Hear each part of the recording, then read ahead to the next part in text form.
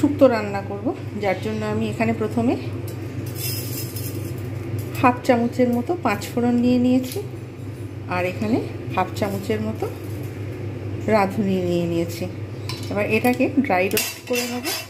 হামানদিস্তাতেই পিষে নিলে হয়ে যাবে, আমার মিক্সি ব্যবহার করার দরকার নেই। একটু সুন্দর স্মেল বের হবে, ততক্ষণে আমি কিন্তু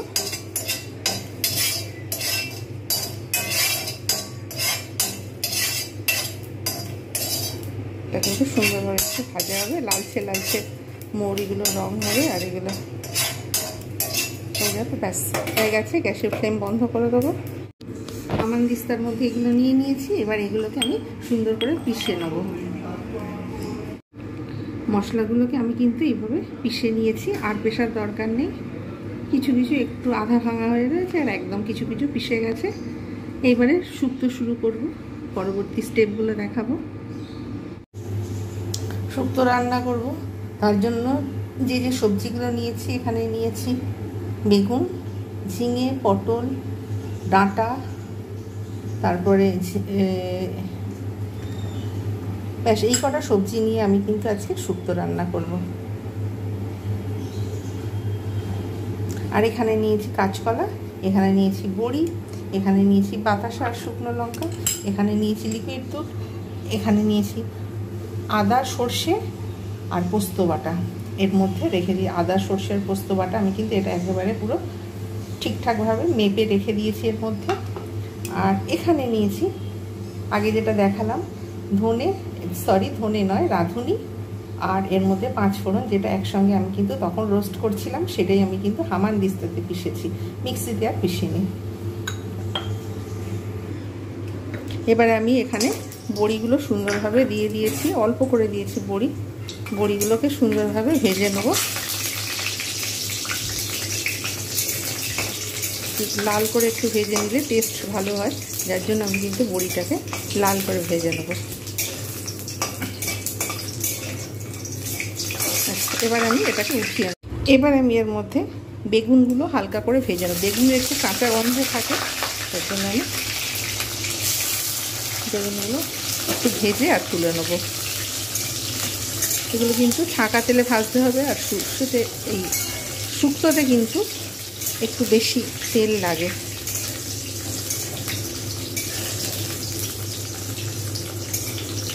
যতক্ষণ পর্যন্ত না লাল হচ্ছে ততক্ষণ পর্যন্ত কিন্তু আমি একটু ভালোভাবে ভাজবো এটাকে। আঁচটা একটু জোরে তুলে দেবো, ঢাকা দেওয়া যাবে না, ঢাকা দিলে কিন্তু একদম পুরো ভেতর থেকে কুক হয়ে যাবে, তাহলে কিন্তু সেটা মোটেও ভালো লাগবে না। আর অতিরিক্ত ঘেঁটে গেলে সেটা কিন্তু শুক্তোর সঙ্গে মোটেও যাবে না, ওই জন্য একটু জাস্ট ভেজে আর তুলে রেখে দেবো। ব্যাস এবার আমি এটাকে তুলে রেখে দেবো, যাতে এর যে কাঁচা গন্ধটা সেটা কিন্তু যাতে চলে যায়, তার জন্য।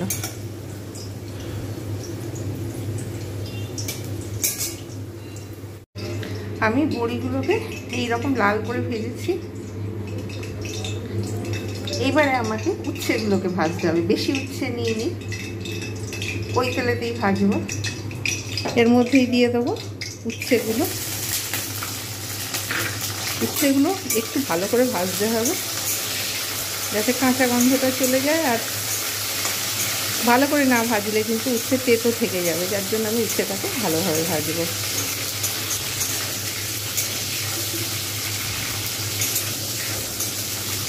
যতক্ষণ পর্যন্ত ভাজা হচ্ছে ততক্ষণ পর্যন্ত আমি একটু আমার ক্যামেরাটা অফ রেখে দিই। অকেশন বাড়িতে যেভাবে শুক্তো হয় আমি কিন্তু ঠিক সেইভাবেই আমি বানাবো। এখনও কিন্তু ভাজতে হবে। বেগুনটা আগে ভেজে নিয়েছি, অন্যান্য সবজিগুলোর সঙ্গে আমি যদি বেগুন ভাজি, বেগুনটা গলে চলে যাবে, অন্যান্য সবজিগুলো কিন্তু চেয়ে থাকবে, যার জন্য আমি কিন্তু বেগুনটা একটু আগে ভেজে নিয়েছি। আর উচ্ছেটা একটু ভালোভাবে ভাজা দরকার।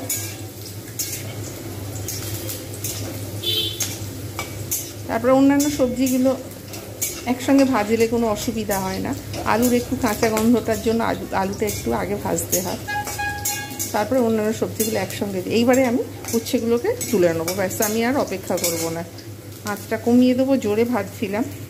উচ্ছেগুলোকে এইভাবে ভেজে নিলাম। যে তেল রয়েছে অনেকটাই আছে, ওর মধ্যে আমি কিন্তু আলুগুলো দিয়ে দেবো।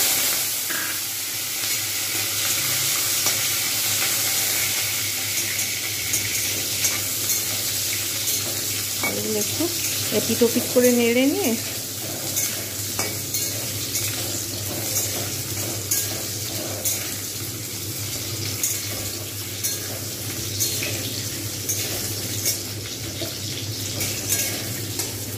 যাতে আলুর যে কাঁচা গন্ধ সেটা কিন্তু চলে যাবে। তাহলে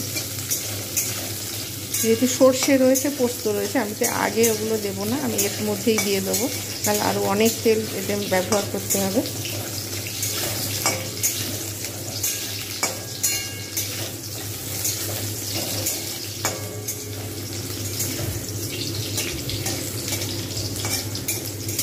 করে ভাজবো, বেশ কিছুক্ষণ সময় নিয়ে আলুগুলোকে ভাজবো। দেখা যাচ্ছে আলুগুলো খুব সুন্দর হয়ে গেছে ভাজা, একটু ব্রাউন ব্রাউন ভাব এসেছে। এইবারে অন্যান্য সবজিগুলো আমি এখানে দিয়ে দেবো। কাঁচকলাগুলো এর মধ্যে এবারে ঢেলে দেবো।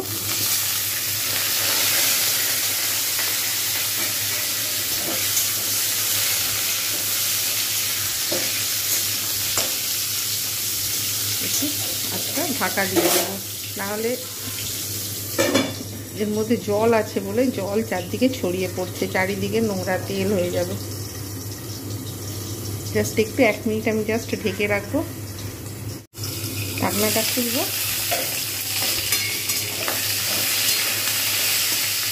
পুরো এগুলো লাল হয়ে গেছে। এবারে আমি অন্যান্য সবজিগুলো এর মধ্যে দিয়ে দেবো। পটল, ঝিঙে, ডাঁটা, যত সব সবজি রয়েছে আমি কিন্তু এর মধ্যে আমি সব আস্তে আস্তে করে দিয়ে দেবো।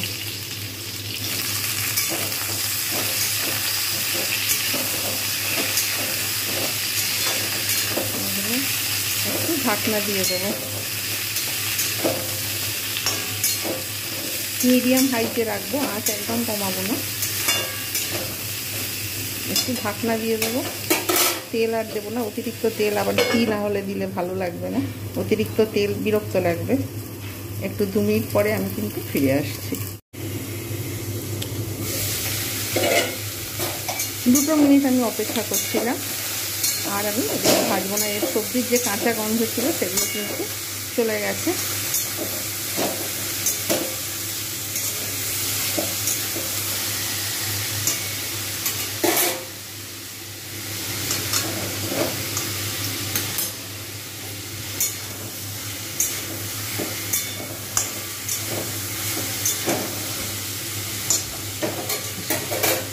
এবার এর মধ্যে আমি পরিমাণ মতো লবণ দিয়ে দেবো, আর লবণ দেবো না, যা দেওয়ার দিয়ে দিলাম।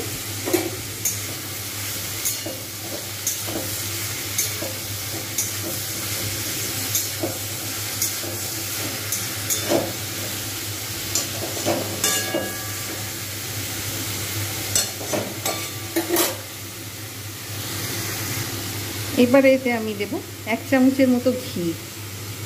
ঘি আমি একটু বেশি ব্যবহার করব এখানে,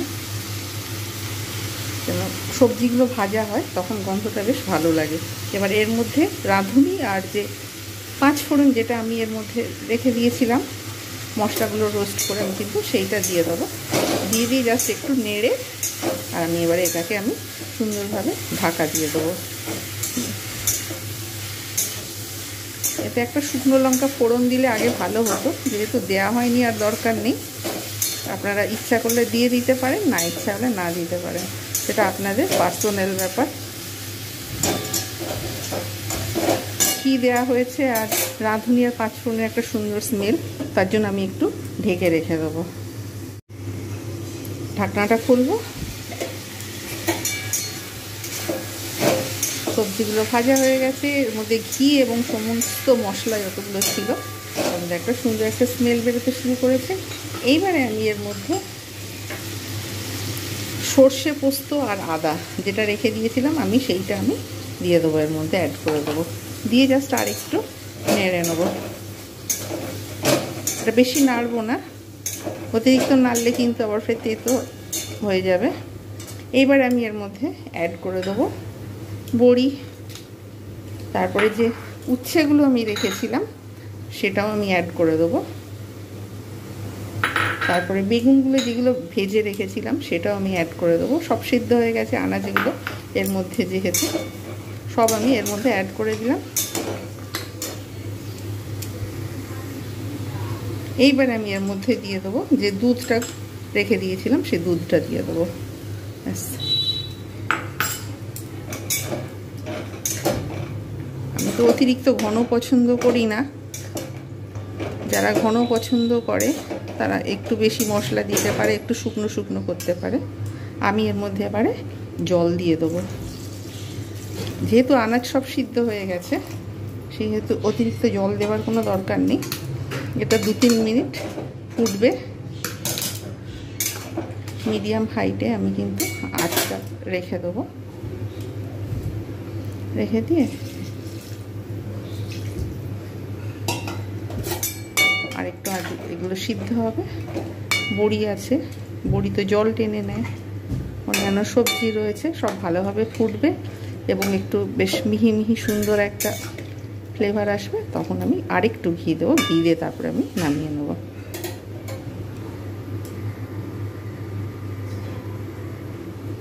এবার আমি ঢাকনাটা ব্যবহার করব। 2-3 মিনিট এগুলো ফুটতে থাকুক মিডিয়াম হাইতে। 4 মিনিট পর আমি ফিরে এলাম। হয়ে গেছে, আলু সেদ্ধ হয়ে গেছে, অন্যান্য সবজিও সব সেদ্ধ হয়ে গেছে। অনুষ্ঠান বাড়িতে যেরকম শুক্তো যেরকম সেরকমই পুরো হয়েছে, সেই রকমই ঘ্রাণ আসছে, সুতরাং কোনো সন্দেহ নেই। এইবার আমি এর মধ্যে যে 2টো বাতাসা রেখেছিলাম সেটা অ্যাড করে দেবো, টেস্ট এবং সাথে একটু হালকা মিষ্টি থাকবে। এবারে আমি এর মধ্যে একটু ঘি দিয়ে স্ট্যান্ডিং টাইম দিয়ে দেবো, তাহলেই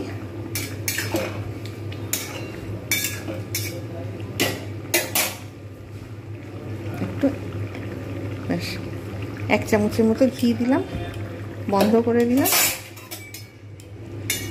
এটা নাড়িয়ে একটু স্ট্যান্ডিং টাইম দিয়ে তারপরে সার্ভ করে দেখাচ্ছি কীরকম হয়েছে আজকের শুক্তো।